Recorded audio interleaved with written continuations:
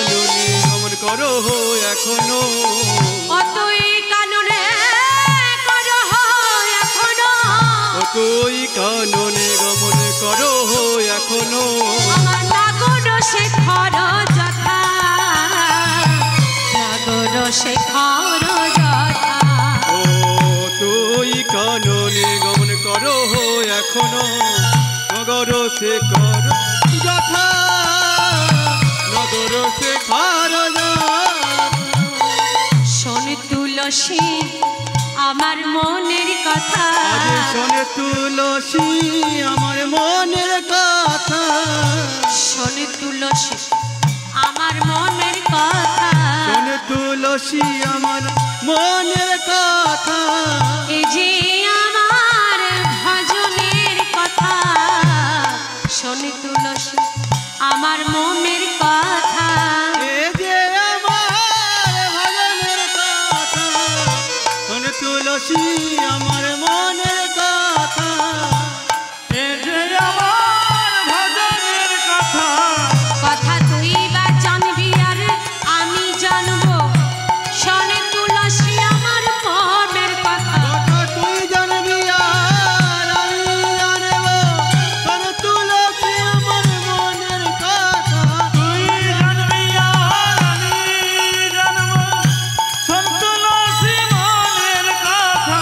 কথা তুই জানবি আর আমি জানবো, শোন তুলসী আমার মনের কথা, কথা তুই জানবি আর আমি জানবো, শোন তুলসী আমার মনের কথা। তুই জানবি আর আমি জানবো,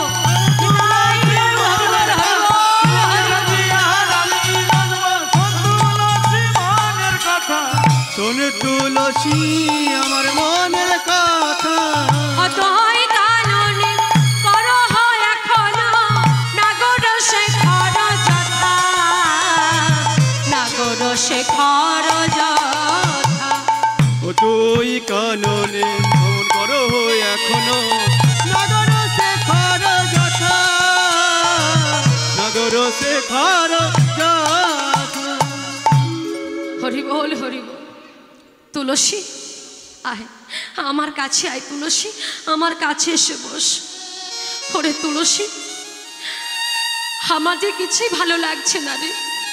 ওরে তুলসী এই দেখ না, প্রভাতকাল থেকে আমি আমার বধূর এখনো পর্যন্ত পরশ পাই নাই। তার পরশ বিনা, তার সংবাদ বিনা আমার হৃদয়টা যে বড় জ্বলে পড়ে শেষ হয়ে যাচ্ছে রে। ওরে তুলসী এই দেখ না, এই জাবটের মন্দিরের পাশ দিয়ে আমার বধূ উঠে গেল। আমার মন চাইলো তার সঙ্গে আমি দুটো মনের কথা খুলে বলি বা তার সঙ্গে সাক্ষাৎ করি, বধূকে দর্শন করি, তার কোনো উপায় নেই। বিধাতা আমায় এমন ঘরে বসাতে দিয়েছে যে ঘরে মন চাইলে একটু কৃষ্ণ কথা বলা যায় না, মন চাইলে একটু কৃষ্ণ বলে কাঁদা যায় না।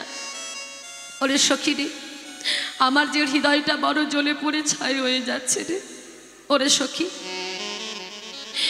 এই যে আমার বধূ বৃন্দাবন ধরে, আহা তার কোমল চরণ, একে মধ্যাহ্নকাল বড় সূর্যের তাপ, হ্যাঁ, সে রাস্তার ওপর দিয়ে আমার বধূ খালি পায়ে হেঁটে হেঁটে চলেছে। গোঠে না জানি আমার বধূর কোমল চরণে কত আঘাতে লেগেছে।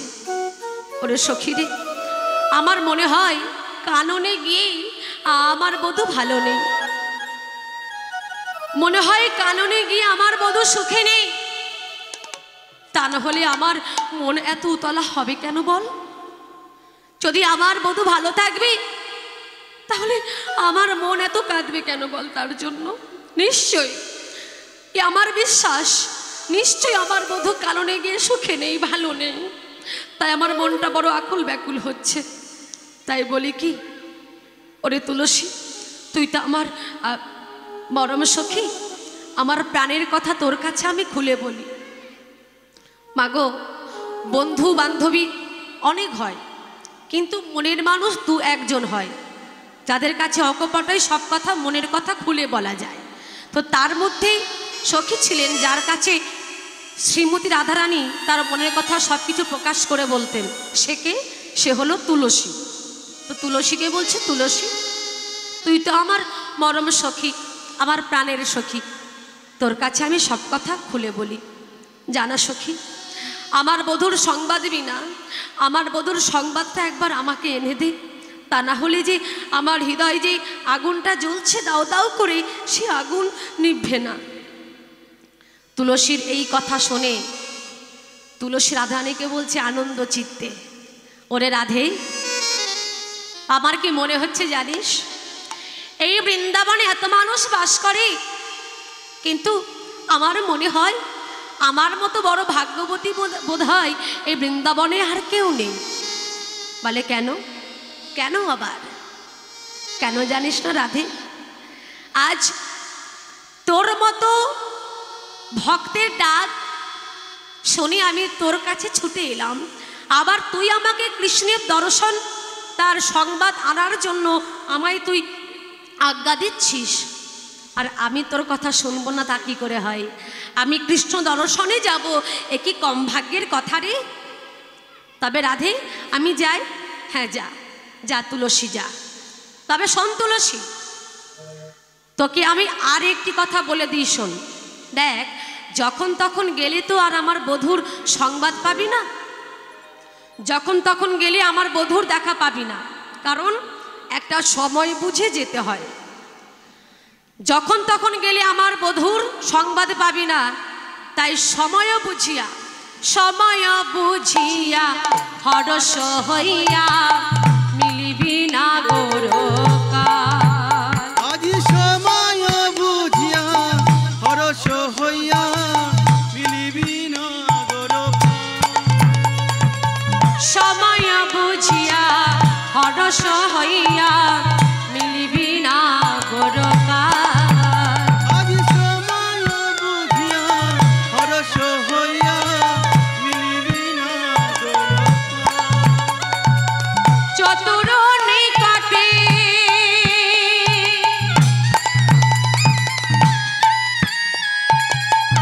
চতুর নিকটে কহবি কপটে, নিকটে কহ কপটে।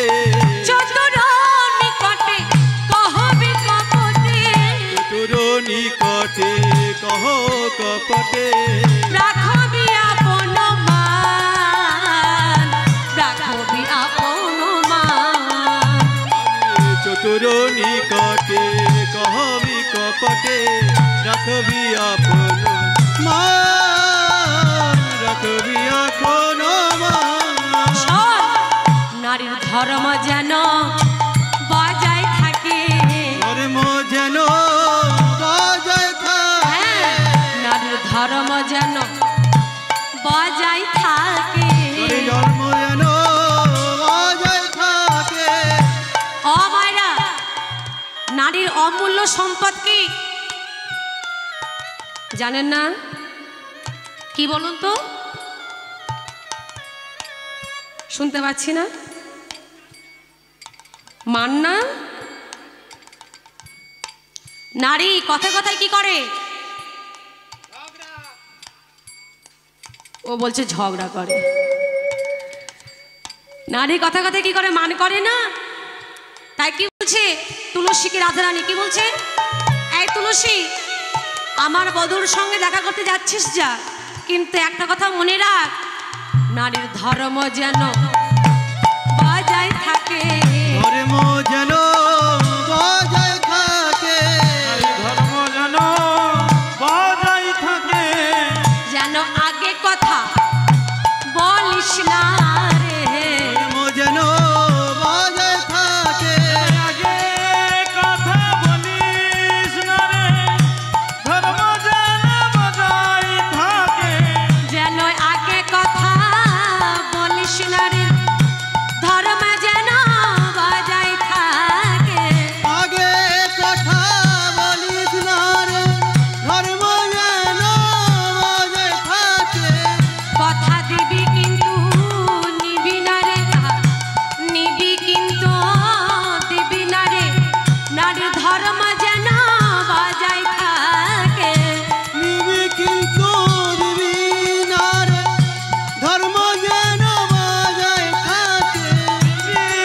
কিন্তু দিবি না রে, ধর্ম যেন বজায় থাকে, কথা নিবি কিন্তু দিবি না রে, ধর্ম যেন বজায় থাকে। দিবি কিন্তু দিবি না, ধর্ম যেন বজায় থাকে, ধর্ম যেন বজায় থাকে। চতুর নিকটে কহবে কপটে, চতুর নিকটে কহবে কপটে, চতুর নিকটে কব কপটে। রাখবি আপন মান, রাখবি আপন মান। চতুর নিকটে কহবে কপটে, রাখবি আপন মান, রাখবি আপন মান। এই তুলসী শোন, আমার বধূর কাছে যাচ্ছিস যা, তবে যখন তখন গেলে আমার বধূর দেখা পাবি না বা দর্শন পাবি না, একটা সময় বুঝে যেতে হবে, তাই তো? সময় চলিয়া দেখ, ঠিক সময় মতো না গেলে আমার বধূর দেখা তার পাবি না।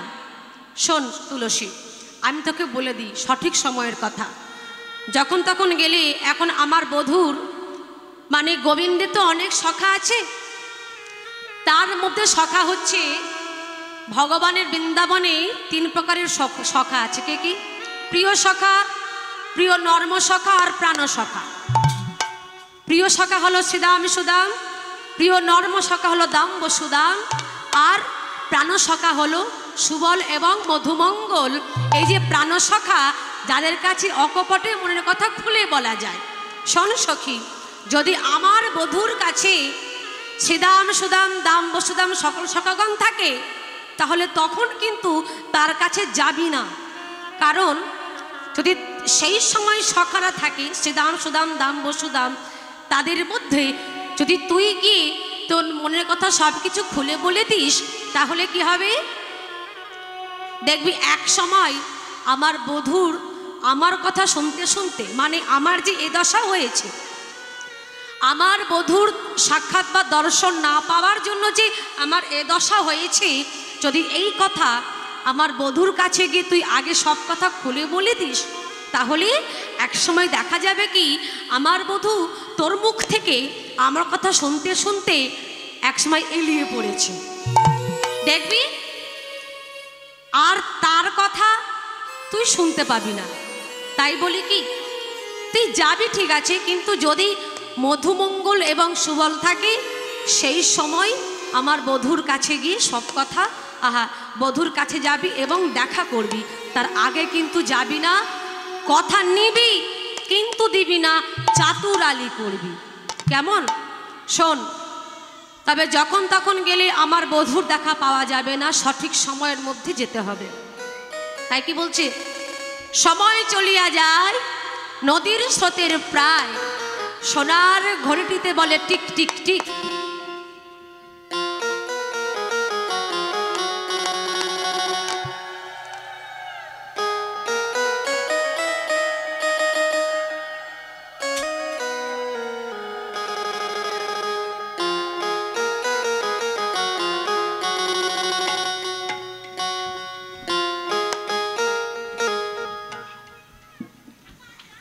সময় চলিয়া যায় নদীর স্রোতের প্রায়, সোনার ঘড়িটিতে বলে টিক টিক টিক। যে না চলে তার তালে তার শত শত দিক। তুলবি যদি ছানা মাখন সকাল সকাল তোল, কচি বেলায় ভজন সাধন।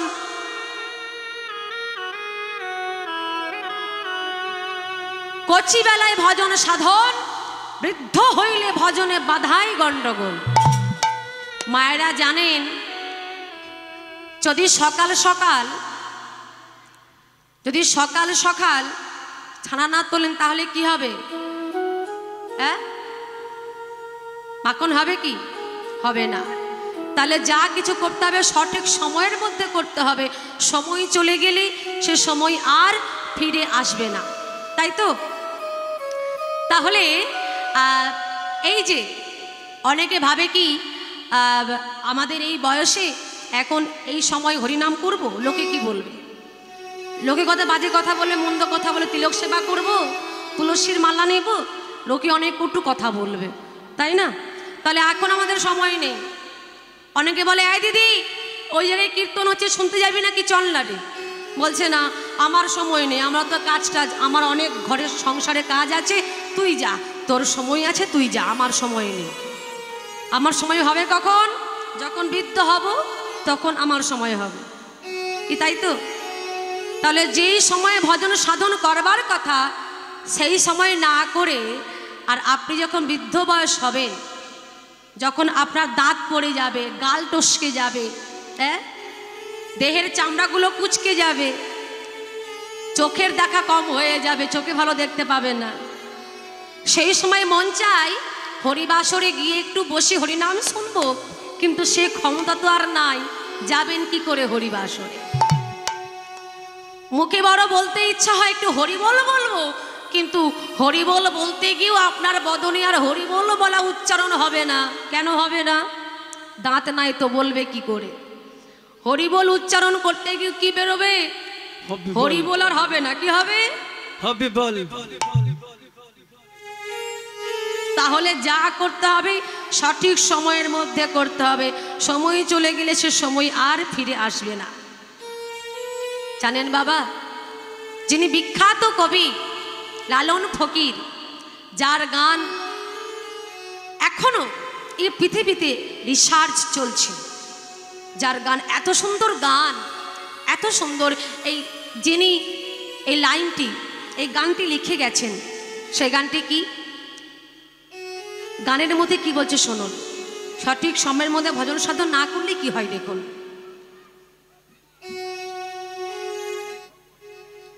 জয় রাধে। সময় গেলে সাধন হবে না, আর সময় গেলে সাধন হবে না। ওরে মন রে আমার, সময় গেলে সাধন হবে না। পাগল মন রে আমার,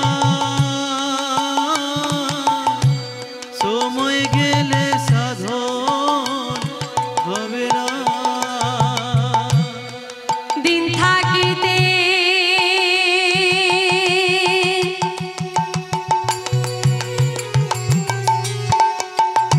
আর দিন থাকিতে দিনের সাধন কেন করলি না মন রে, কেন করলি না?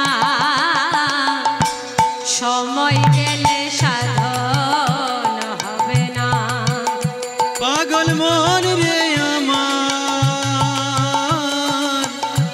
সময় গেলে সাধন হবে না। পাগল মন রে আমার, সময় গেলে সাধন হবে না। তুমি জানো না মন,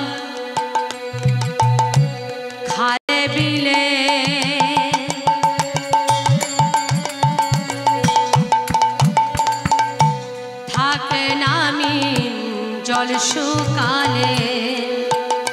তুমি জানো না মন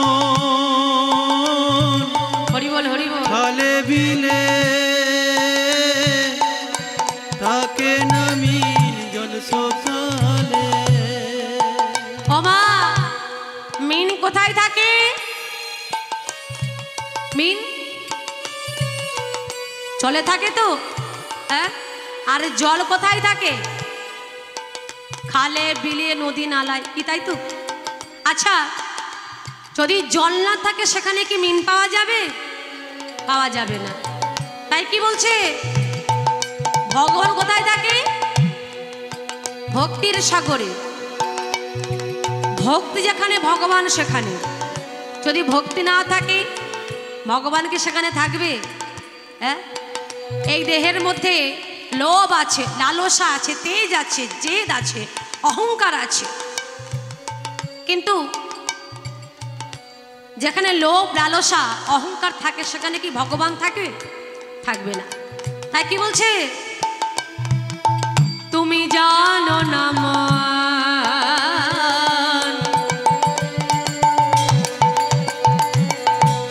খালে বিলে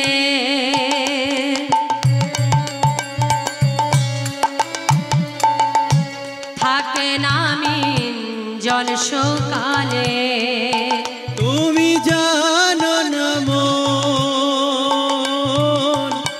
খালে বিলে থাকে নামি জল সকালে। কি হবে তাতে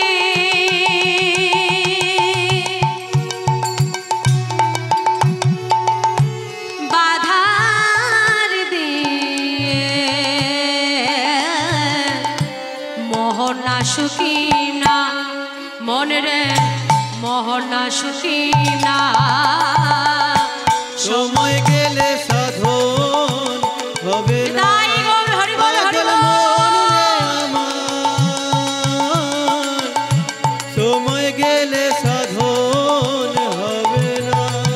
পাগল মন রে আমার সময় গেলে সাধন হবে না।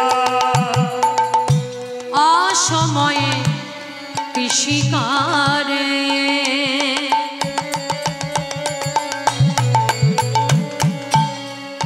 শোনো শোনো, মিছামিছি খেটে মরে।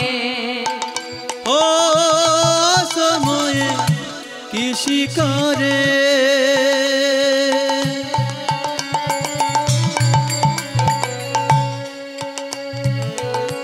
মিছামিছি কেটে মরে। বাবা, যে সময় যে বীজ রোপণ করবার কথা সেই সময় রোপণ না করে আপনি অসময়ে একটা বীজ রোপণ করলেন, কি হবে? সেই বীজ থেকে অঙ্কুর বের হবে, গাছও হবে। গাছ যদিও বা হয়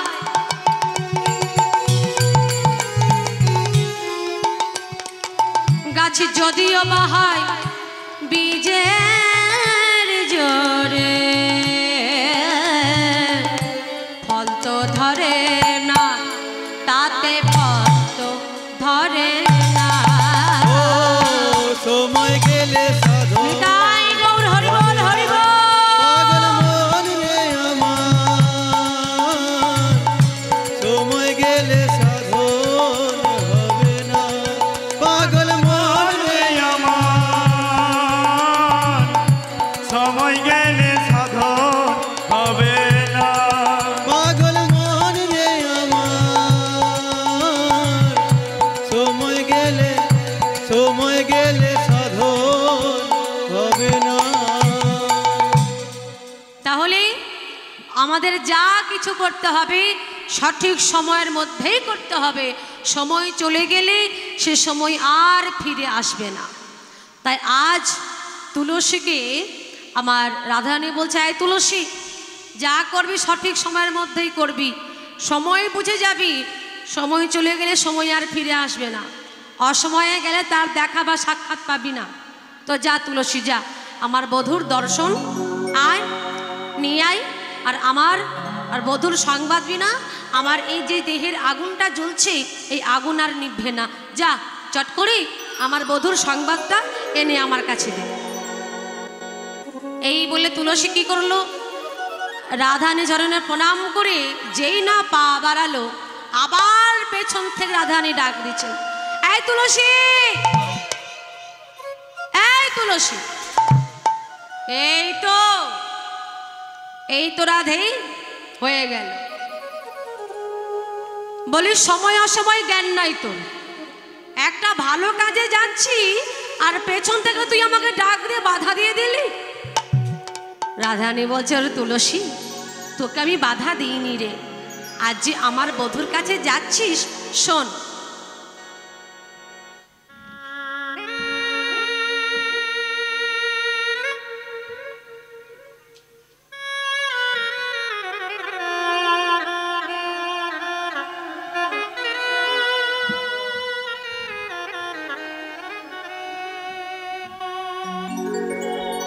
তুলসী, আজ যে আমার বধূর কাছে যাচ্ছিস, আমার বধূর জন্য, তার সেবার জন্য আমি তাম্বুল কর্পূর সেজে রেখেছি আর একটা মালা গেঁথে রেখেছি।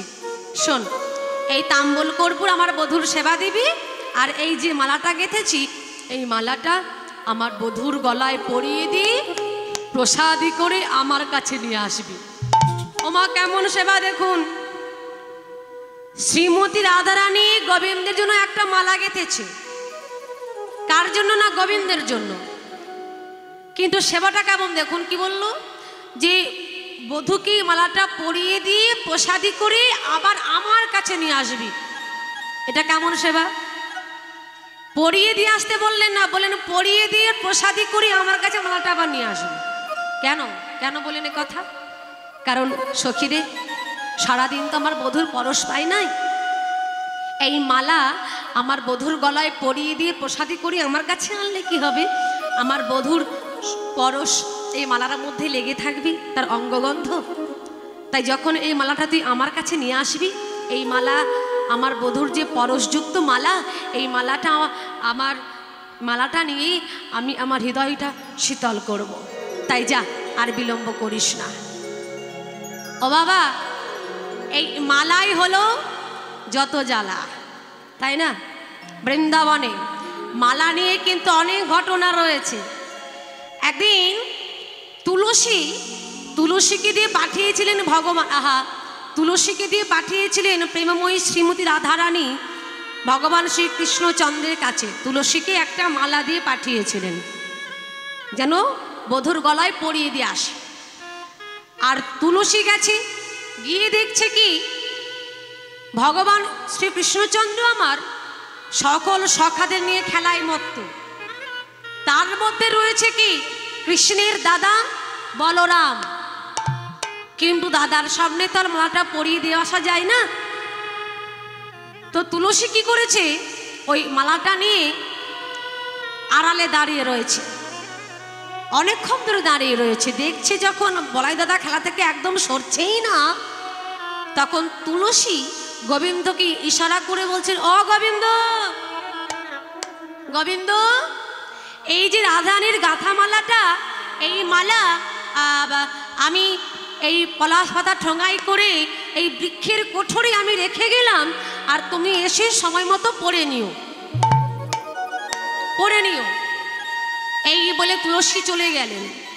আর যে বৃক্ষের কোঠরে পলাশ পাতার ঠোঙা করে মালাটা রেখেছিল তুলসী, সেই বৃক্ষের ডালে বসেছিল একটা কাক। ওই কাকটা কিন্তু দেখেছে যে ওই ঠোঙার মধ্যে কিছু রয়েছে, সে ভেবেছে খাবার রয়েছে। এখন কাকটা মনে মনে ভাবে, আহা, বৃন্দাবনে কৃষ্ণের জন্য কত কিছু আসে সেবা দেবার জন্য, ক্ষীর সর নবনী কত রচিত খাবার আসে, হ্যাঁ, কিন্তু আমার ভাগ্যে তো কোনোদিন জোটেনি, হয়নি। তো আজ যখন সুযোগ পেয়েছি, এই ঠোঙার মধ্যে হয়তো আমার কৃষ্ণের জন্য অনেক কিছু খাবার দাবার রয়েছে, ক্ষীর সর নবনী রয়েছে। আজ ভগবান শ্রীকৃষ্ণচন্দ্রের খাবার আমি সেবা করে আমার এই জনমটাকে আমি ধন্য করব।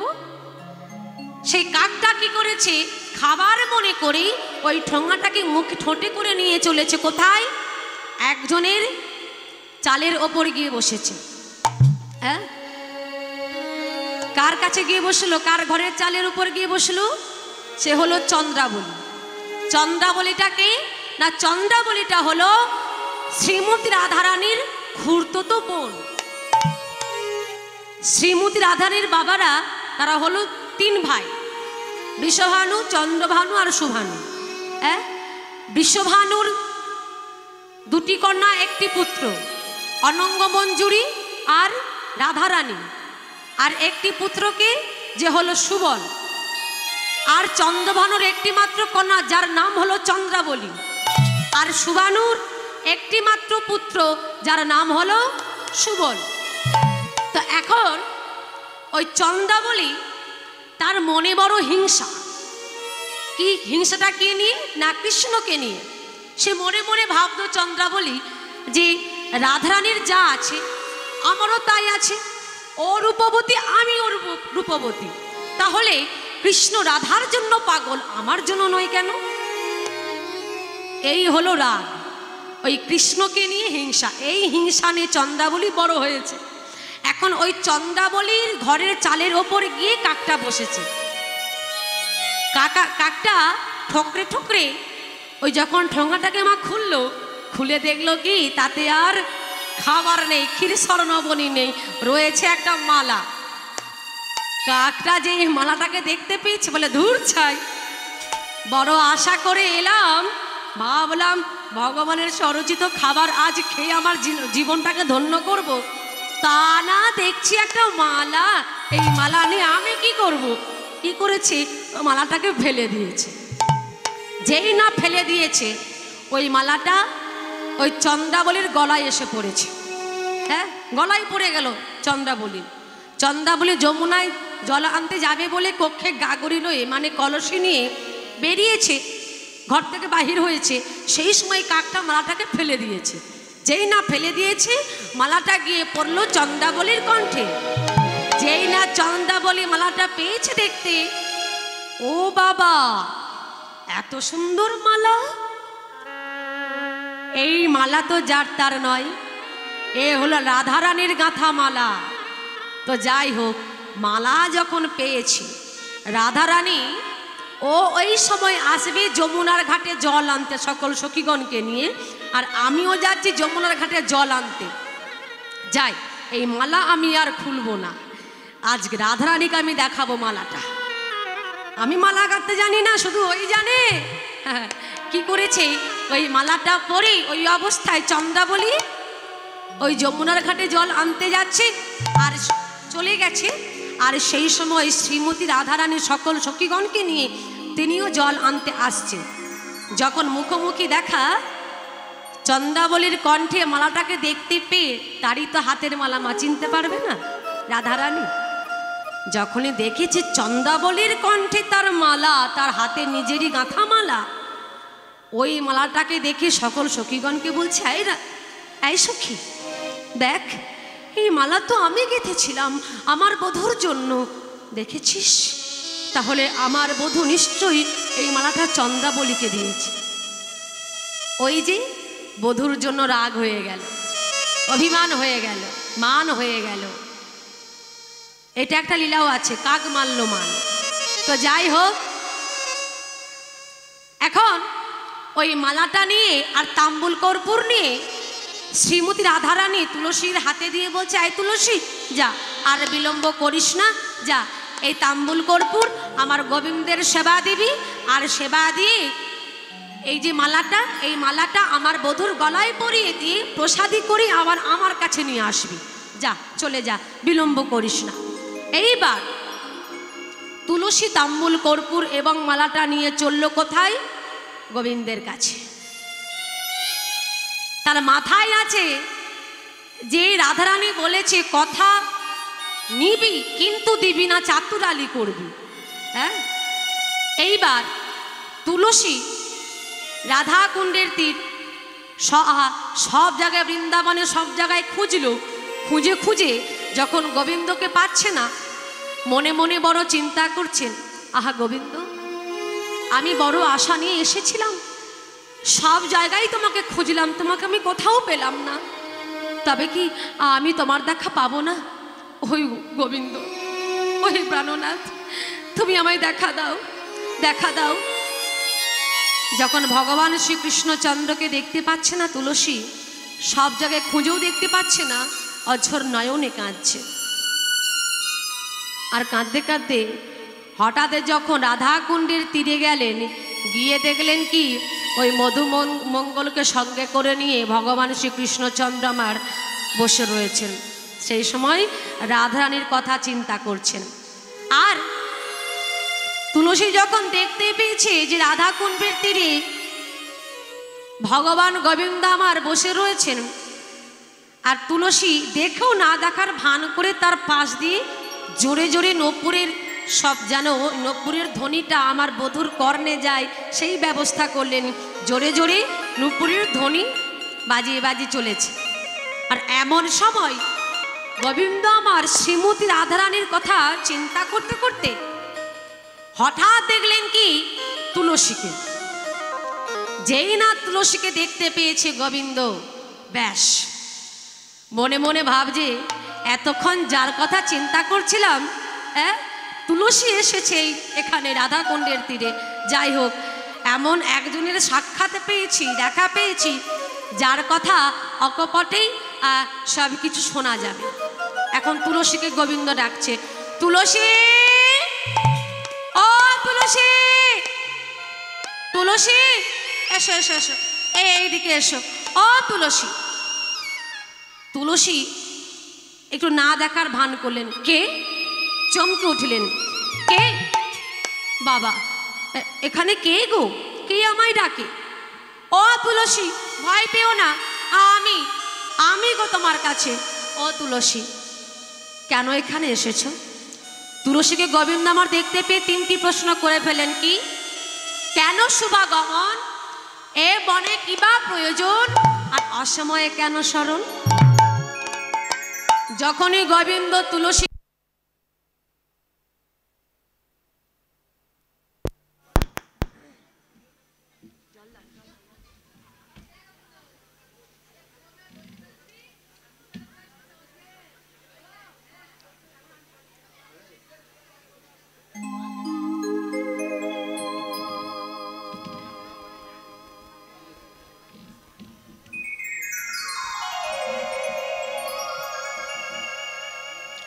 জনিতায় জয় গৌ জরাধেশ্যাম।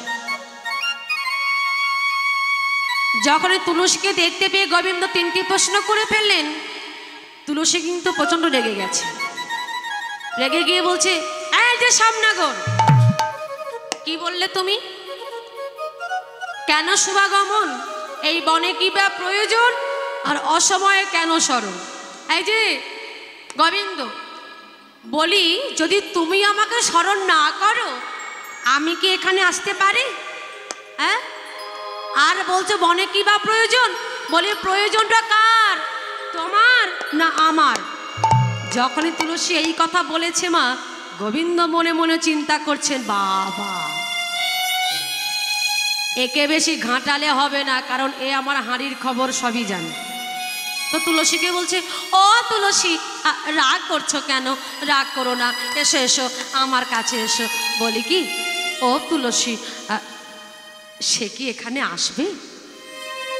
ও তুলসী, বলো না গো, সে কি এখানে আসবে? যখনই বলেছে এই কথা, ব্যাস যে কথা নেবার ছিল নেওয়া হয়ে গেল। ওই যে রাধারানী বলেছিল না, কথা নিবি কিন্তু দিবি না, চাতুরালি করবি। তুলসীকে কিছু বলতেই হলো না, গোবিন্দ বলে দিল। কি? তুলসী, বলো না, রাধারানী সে কি এখানে আসবে? তার জন্য যে আমার মনটা বড় ছটফট করছে। ও তুলসী, বলো না। যখনই বলেছে এই কথা, তুলসী তো কিছু বলছে না। আর পদকর্তা এই কথা শুনে এক পাশে দাঁড়িয়ে কি বলছে? বলছে, ও গোবিন্দ, তুমি যার কাছে যার কথা জানতে চাইছো সে তোমাকে বলবে না, কারণ তাকে রাধারানী বলে দিয়েছে, নিষেধ করে দিয়েছে, বলতে মানা। তাই তুমি ওর কাছে কিছুই